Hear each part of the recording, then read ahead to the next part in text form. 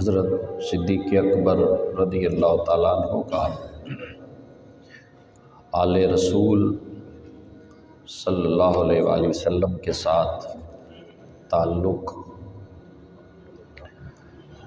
اور ان کی آپس کی محبت ہے۔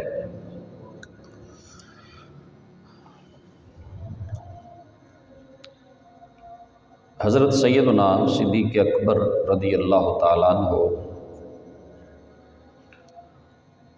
وہ اپنے رشتہ داروں سے بڑھ کر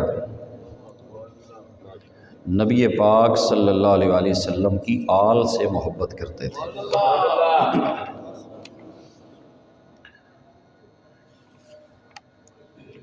اور بعض لوگوں نے یہ حقائق چھپائے، ان کو بدل دیا اور ان کو آپس میں دشمن ثابت کیا۔